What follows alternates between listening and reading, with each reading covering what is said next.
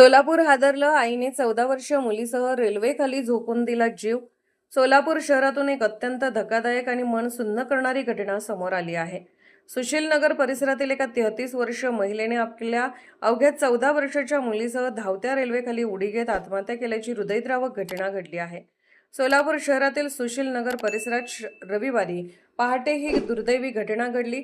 वर्षा आधटराव वय 33 वर्ष आणि त्याची 14 वर्षीय मुलगी स्वरा आधटराव यांनी विजापूर रोड परिसरातील रेल्वे रुळावर धावत्या रेल्वेखाली उडी घेतल्याने दोघींचाही जागीच मृत्यू झाला. घटनेची माहिती मिळताच रेल्वे पोलिसांनी तातडीने घटनास्थळी धाव घेत पंचनामा केला.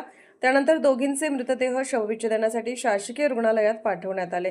प्राथमिक माहितीनुसार शनिवारी रात्री उशिरा वर्षा आधटराव यांचा त्यांचे पती पांडुरंग यांच्यासोबत वाद झाला होता. या वादानंतर त्या रागाच्या भरात आपल्या 14 वर्षीय मुलीला घेऊन घराबाहेर पडल्या.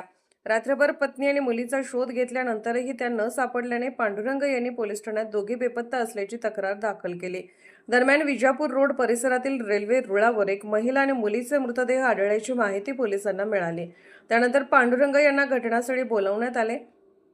त्यांनी मृतदेहाची ओळख पत्नी वर्षा आणि मुलगी स्वरा अशी पटवली. मिळालेल्या माहितीनुसार पांडुरंग हे वर्षा यांच्या नात्यातील म्हणजेच आत्याचे मुलगे होते. नात्यातील विवाहानंतरही किरकोळ कौटुंबिक वादातून मायालेकीने इतकं टोकाचं पाऊल उचलल्याने संपूर्ण सुशीलनगर परिसरात शोककळा पसरली आहे.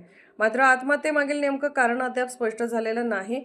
पोलिसांकडून या घटनेचा सर्व बाजूंनी सखोल तपास सुरू असून तपासानंतरच अधिक माहिती समोर येणार आहे. सोलापूरमधील ही घटना अनेक अनुत्तरित प्रश्न उपस्थित करत आहे.